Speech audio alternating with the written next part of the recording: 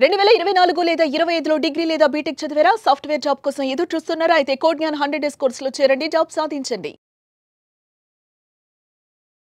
Hello sir. Hello అండి. చాలామంది sir అంటే టెక్నికల్ బ్యాక్గ్రౌండ్ అని కాకుండా నాన్ టెక్నికల్ బ్యాక్గ్రౌండ్ ఉండేటువంటి వాళ్ళు ఉంటారు. బేసిక్ డిగ్రీ ఇప్పుడు బీజెడ్సీ కానీ లేదంటే సిఈసి కానీ అవి చేసినటువంటి వాళ్ళు కూడా ఉంటారు. అపార్ట్ ఫ్రమ్ దట్ కొంతమంది మీరు ట్రిపుల్ ఈ కానీ ఈసీఈ కానీ వాళ్ళు కూడా ఉంటారు. కాబట్టి వీళ్ళు రెగ్యులర్గా ఒక 100 డేస్ ప్రోగ్రామ్స్ మనకు కాదనుకొని ఏదైనా కోర్స్ నేర్చుకుంటే ఏ విధంగా ఉంటుంది? సాఫ్ట్వేర్ జాబ్ వచ్చే అవకాశం ఉంటుందా? సో ఇప్పుడు మీరు చెప్పినవన్నీ బేసిక్గా నాన్ ఐటీ బ్రాంచెస్ నుంచి అని చెప్పి మాట్లాడతామండి. సో నేను ఎప్పుడు ఏం బిలీవ్ చేస్తా అంటే ఒక్కసారి కాలేజ్ నుంచి బయటకు వచ్చాక నాన్ ఐటీ అన్నది ఉండదు. ఓకే, అందరూ ఎలిజిబుల్ ఫర్ సాఫ్ట్వేర్ జాబ్స్. కాకపోతే వాళ్ళు ప్రీవియస్గా వాళ్ళ డిగ్రీ ఆర్ ఇంజనీరింగ్లో ఏ అయితే బ్రాంచెస్ తీసుకున్నారో అవి కంపెనీస్ మళ్ళీ ఎలిజిబిలిటీ రావాలి. సో వస్తాయి, ఆపర్చునిటీస్ వస్తాయి. అండ్ మన దగ్గర అట్లాగా ప్లేస్ అయిన వాళ్ళు చాలా మంది ఉన్నారు. ఆ ఆపర్చునిటీ రావటానికి కొంచెం పేషెన్స్ అవసరం. సో ఒక సిఎస్సి ఐటీ వాళ్ళకి 100 జాబ్స్ వస్తే వీళ్ళకి 40 to 60 జాబ్స్ వస్తాయి అన్నమాట. ఈ 100 జాబ్స్ వస్తున్నాయి, వీళ్ళకి రెగ్యులర్గా జాబ్స్ పడుతున్నాయి అన్న పేషెన్స్ కోల్పోకుండా కొంచెం వెయిట్ చేసి ఈలోపు స్కిల్ స్ట్రాంగ్గా బిల్డ్ చేసుకుంటే కనుక ఈజీగా మంచి జాబ్స్ వస్తాయండి. నాన్ ఐటీ అన్నది ఏముండదు. ఓకే, ఎందుకు చెప్తున్నాను అంటే చాలామంది స్టూడెంట్స్ పేషెన్స్ లేకుండా ఎప్పటికప్పుడు కంగారు పడుతూ అట్లా ఉన్న వాళ్ళు ఉన్నారు. మేము చెప్పినట్టు ఇని పేషెన్స్గా ఉండి ప్రాపర్ అప్ స్కిల్లింగ్ అయ్యి 9 LPA 10 LPA ప్యాకేజెస్ తీసుకున్న వాళ్ళు కూడా ఉన్నారు. Okay, non IT students. So non IT వాళ్ళు.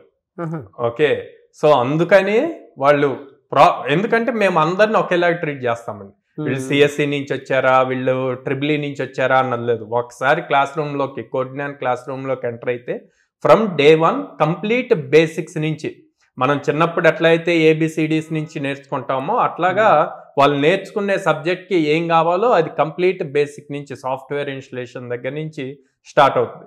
100 డేస్ అయ్యేసరికి వాళ్ళు అడ్వాన్స్డ్ ఫ్రేమ్వర్క్స్లో కూడా ప్రాపర్ నాలెడ్జ్ నేర్చుకొని ఉంటారు with practical exposure. So skilling important ఇక్కడ. సో వీళ్ళకి నేను పైథాన్ ఫుల్ స్టాక్ సజెస్ట్ చేస్తాను, జావా ఫుల్ స్టాక్ సజెస్ట్ చేస్తాను. ఎందుకు Python full stack, Java full స్టాకే సజెస్ట్ చేస్తా అంటే ఎవ్రీ ఫుల్ స్టాక్ ప్రోగ్రాంలో మనకి ఫ్రంట్ ఎండ్ ఉంటుంది. ఫ్రంట్ ఎండ్లో HTML, CSS, జావా స్క్రిప్ట్ కవర్ అవుతాయి. బ్యాక్ ఎండ్లో పైథాన్ ఆర్ జావా ఉంటుంది. డేటాబేస్కి SQL కవర్ అవుతుంది. అండ్ ఈ అన్ని కంబైన్ చేసి ఒక ప్రాజెక్ట్ బిల్డ్ చేసి దాన్ని డిప్లాయ్ చేయడానికి క్లౌడ్ వాడతాము, డెవాప్స్ ఫీచర్స్ వాడతాము. సో ఇన్ని కవర్ అవుతాయి. నేను 5 డిఫరెంట్ థింగ్స్ మాట్లాడాను.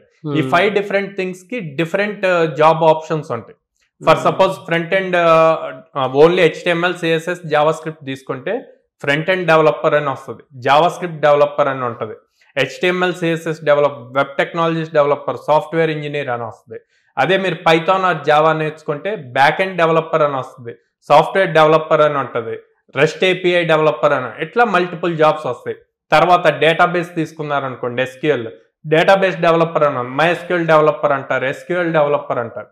సో ఇన్ని ఆపర్చునిటీస్, మల్టిపుల్ హ్యూజ్ ఆపర్చునిటీస్ వస్తాయి.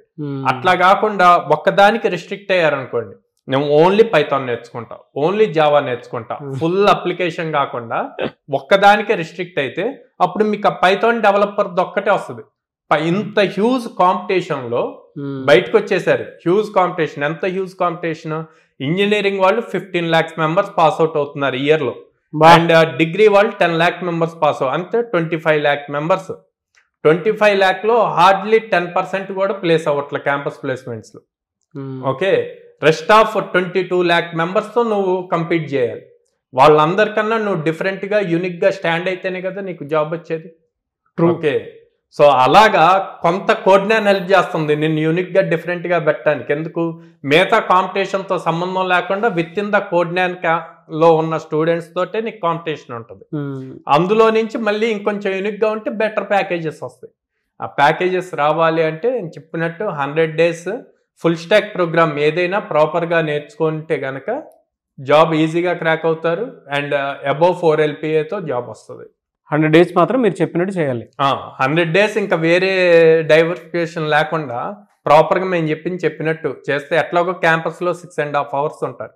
ఆ 6.5 hours ఫోకస్డ్ ఉండి 4.5 months చేశారు అంటే ఈజీగా జాబ్ క్రాక్ చేస్తారు. ఓకే సార్, థ్యాంక్ యూ అండి. Thank you so much Sairam garu. Thank you అండి.